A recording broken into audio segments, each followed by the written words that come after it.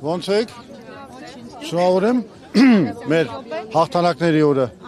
Օրվա խորհրդով Շնորհավորում եմ։ Դե ինչ ասեմ, ես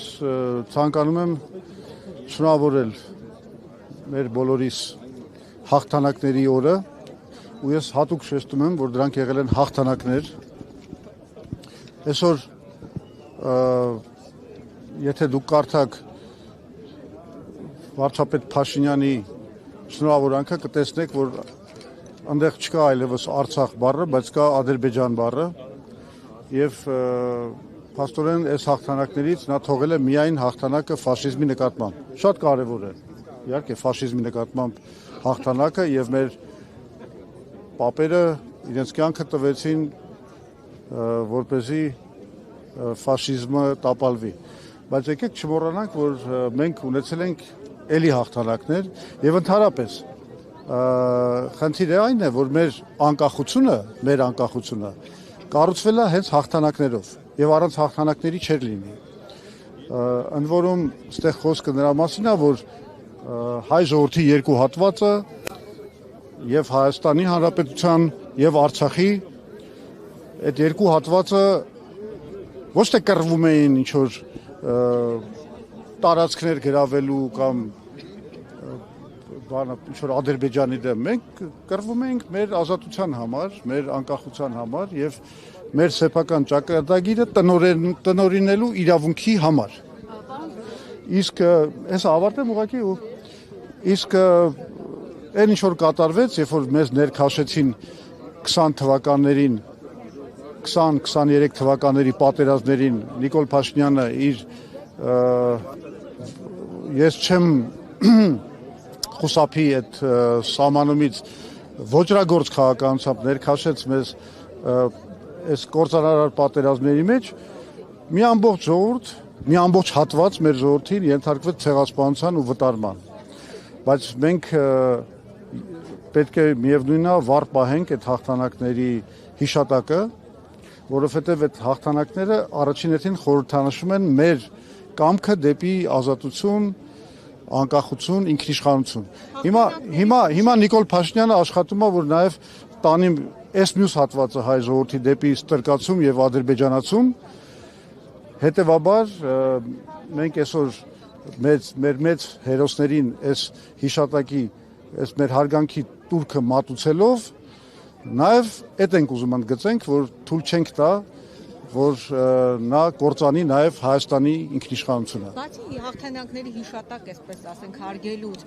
եթե դու գաք իշխանության, ո՞նց եք բերելու նորից այդ հաղթանակները հետ, որ ոչ միայն հիշողություն լինի, այլ օրինակ Արցախի դեպքում։ Լսեք, հաղթանակը դա առաջին հերթին հզոր պետությունն է, որը ապահովում է իր ժողովրդի համար ազատություն, ինքնիշխանություն, բարեկեցություն եւ այլն եւ այլն։ Այսինքն մենք այդպես ենք բերելու։ Մենք մի ամբողջ ռազմավարական ծրագիր ենք ներկայացրել ամսի 7-ին, որը բոլորիդ խորհուրդ եմ տալիս ուղղակի գնալ կարդալ մեր սայթում anc.am-ում, որտեղ մենք իսկապես ռազմավարական լուծումներ ենք ներկայացրել, որովհետեւ բոլոր քաղաքական ուժերը գալիս են ասում են, «Էս կանենք, այն կանենք, մարդկանց կյանքը կբարելավենք», շատ լավ։ Իսկ ձևը առաջարկում եք, մեր ամբողջ ծրագիրը հենց գործիքակազմ է, ձև, ինչպես մենք պետք է լուծենք այդ խնդիրները։ Ասենք ասում եք գյուղացու համար պետք է եկամ մտաբեր սարքենք բանը գյուղատնտեսական գործունեությունը։ Ոնց։ Մենք շատ կոնկրետ ծրագիր ենք դնում եւ առաջին անգամ օրինակի համար մտնում ենք այդ պետական օպերատորի ստեղծման գաղափարով։ Խոսում ենք ատոմակայանի կառուցման մասին, խոսում ենք Հայաստանը Իրանին կապող երկաթուղու կառուցման մասին, բազմաթիվ այլ ծրագրերով ուսանողական բանկի ստեղծման մասին, որ պետք է ապահովի մեր ուսանողների համար, երիտասարդության համար ըստ էության անվճար կրթությունը, բազմաթիվ գործիքներ ենք մենք ցույց տալիս, թե ինչպես ենք բարելավելու կյանքը, ասենք նույն աշխատավորների համար, գործարար աշխարհի համար,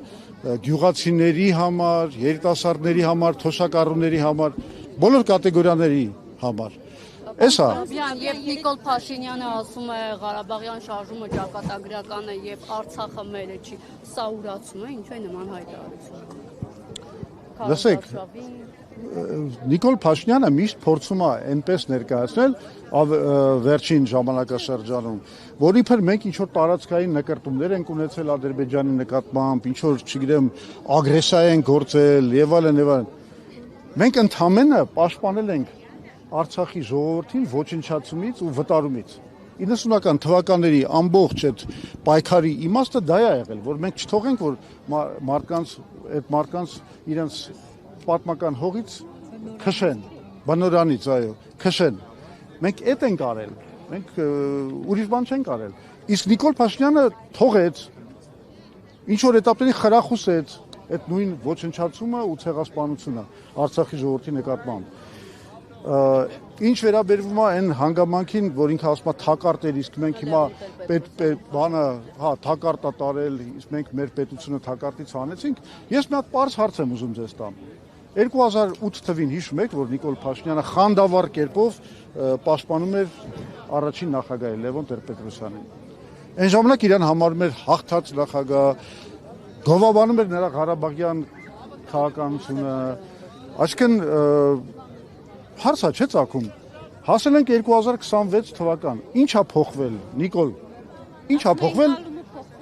Հա, իր անկալումն է փոխվել։ Իսկ ես բացատրում եմ, իրականում ինչու է փոխվել այդ անկալումը, որովհետև 2008 թվականից հետո մի էսպեսի բան կատարվեց։ Նիկոլ Փաշինյանը դարձավ Հայաստանի ղեկավար եւ կործանեց, բառից բուն իմաստով կործանեց Արցախը։ Կործանեց Հայաստանի ինքնիշխանությունը, արժանապատվությունը, 5000 կյանք տվեց։ Սա հետապնդելու է Նիկոլ Փաշինյանին մինչև գերեզման ու գերեզմանում էլ, որովհետև ինքը գիտի, որ ինքը պատասխանատու է հայ ժողովրդի առաջ, պատմության առաջ, այն ոճրագործությունների համար, որ ինքը կատարել է հայ ժողովրդի հանդեպ։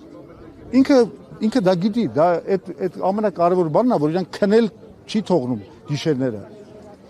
Ինքը շատ լավ գիտի, որ այդ պատմական բանը, մեղքը իր վրա է։ Հետևաբար, ինքը պետք է գտնի ինչ-որ ելք։ Ելքը հետևալն է, դու պետք է վարկաբեկես քո նախորդների ձեռք բերած հաղթանակները ու քո պարտությունը ներկայացնես որպես ինչ-որ մի մեծ հաղթանակ, փրկություն եւ այլն եւ այլն։ Բայց իրականում այդ ամբողջը բլեֆ է, խաբեություն է, որովհետեւ ինքը անգամ չգիտի այսքանից հետո, այս բոլոր ձախողումներից, ոճրագործություններից, այսքան կորուստներից հետո ինքը էլի չգիտի Հայաստանի ճանապարհը։ Այդ որ ասում է գնում ենք Եվրոպական միություն, Եվրոպական միությունը դրա մասին ըստ էության չգիտի, որտեղ Եվրոպական միության ընդհանրացման ծրագրում կա 9 երկիր, բայց դրանց ցանկի մեջ չի մտնում Հայաստանը։ Այսինքն Եվրոպական միությունը անգամ չի էլ պլանավորում, չի էլ մտածում նման գործընթացի մասին։ Բայց Նիկոլ Փաշինյանը փորձում է ցույց տալ, որ իբր մենք գնում ենք դեպի Եվրոմիություն, այդ դրոշը Եվրոմիություն բարձրացրել է, բայց մենք հո գիտենք այդ դրոշի տակ ինքը ուրիշ բան է թաքցնում, այստեղ միտեղ տենց թաքցնում է Ադրբեջանի դրոշը, որովհետև իրականում այն խաղաղության մոդելը, եթե դա կարելի է կոչել խաղաղություն, որը առաջարկում է Նիկոլ Փաշինյանը, այսպես կոչված 4-րդ հանրապետության խաղաղության մոդելը, դա ուղղակի մի մոդել է, Հայաստանի մոդել է, որի տերն ու տիրակալը Ադրբեջանն է։ Ինքը ուղղակի հանձնում է Հայաստանը Ադրբեջանի կառավարման։ Այդ որ ասում են մեկ-մեկ է, ասում են մենք ոչ թե Ռուսաստան ենք գնում, մենք գնում ենք Թուրքիա, այսինքն քննադատները ասում են ինչա Ռուսաստանից ուզում եք պրծնեք, որ գնաք Թուրքիա։ Ես ասում եմ շատ մեծ օպտիմիստ եք, Թուրքիա չեք գնում եք Ադրբեջան։ Շատ ավելի գավառական, շատ ավելի կոռումպացված, շատ ավելի ինչ ասեմ, ցածրորակ կառավարման տակ ենք մտնելու։ Էսա անում Նիկոլ Փաշինյանը։ Իդեպ կուզեի նաև, եթե հարմար է, խոսենք այս թեմայի մասին։ Ես կարծում եմ ամենամեծ վտանգը, այսօր տեսեք, մենք տոնում ենք մեր հաղթանակները պատերազմներում, այսօր Հայաստանի վրա կախված է նոր պատերազմի վտանգ։ այդ պատերազմը դա բանն է Եվրոպական միության եւ Ռուսաստանի միջև, Ամերիկայի եւ Իրանի միջև պատերազմի տարածման, Հայաստանի վրա տարածման վտանգն է։ Փաշինյանը այլ պատերազմից է խոսում, որ եթե Բայց ես եկեք այս պատերազմի մասին մի հատ ավարտեմ։ դա նկատի ունի։ Չէ, նայեք, Փաշինյանը գնում է շատ վատ ուղով։ Նա Հայաստանը ուզում է դարձնի արևմտա արևելյան հակամարտության թաթերաբեմ։ Ինքը բռնել է շատ կոնկրետ կողմ, ըստ էության Հայաստան հրավիրում է հիբրիդային պատերազմ։ Այսա ամենամեծ վտանգն է, որովհետև մենք գիտենք ինչ է լինում այն երկրների հետ, որոնք հայտնվում են այդ վիճակում՝ Ուկրաինան, Մալին, Աֆրիկայի Սախելի մի քանի երկրներ եւ այլն եւ այլն։ Մենք այսօր Հայաստանը պետք է զերծ պահենք այս գլոբալ պատերազմի վտանգից։ Իսկ դրա ձևը միակն է։ Հայաստանը չպետք է ճամբարավորվի, պետք է չեզոքություն պահի, պետք է լավ հարաբերություններ հաստատի եւ Արևմուտքի, այսինքն Ամերիկայի, Եվրոպական միության եւ Ռուսաստանի հետ, եւ Իրանի հետ, եւ Չինաստանի, եւ Հնդկաստանի։ Ինքը կներեք, ինքը դա հերթական նիկոլական խաբեություն է, ոչ մի բալանսավորված քաղաքականություն ինքը չի վարում։ Արդեն բոլորին ակնհայտ է, որ ինքը վարում է Ալիևի պահանջների բավարարման քաղաքականություն։ Այդտեղ ոչ մի բալանսավորված բան չկա։ Բնականաբար Իրան շատ շնորհակալ են Եվրոպական միության լիդերները, որովհետև այդ քաղաքականության հետևանքով Հայաստանի հետ ինչ կլինի կարևոր չի, բայց մի բան հաստատ կլինի։ Ռուսաստանին դուրս կմեղեն հարավային Կովկասից, Իրանին կմեկուսացնեն։ Էսա ինչի համար շոյում են Նիկոլ Փաշինյանի գլուխը։ Ու ինքն էլ շատ լավ գիտի, եթե այս ամեն ինչի հետևանքով լինի մի մեծ աղետ հայ ժողովրդի գլխին, դուժելու է հայ ժողովուրդը, ինքը չի դուժելու, իրան վերջին անգամ, վերջին պահին, չգիտեմ, ուղղաթիռով դուրս կհանեն, կտանեն եւ իր ամբողջ կյանքը արդեն կպահեն, կփայփայեն։ Էսա ամբողջը մեզ պետքա ամեն ինչ անել, որ մենք խուսափենք այս վտանգներից։ Մենք գլխավոր ռազմավարական սպառնալիքները սա են, որ մենք կարող ենք մեր ինքնիշխանությունը կորցնել, որ մենք կարող ենք հայտնվել հիբրիդային պատերազմում, որ մենք կարող ենք հայտնվել էներգետիկ ճգնաժամի մեջ։ Հասկանում եք, այս դրա շուրջա կառուցված մեր ծրագիրը, թե ինչպես մեր ժողովրդին մենք այս վերահաս վտանգներից փրկենք։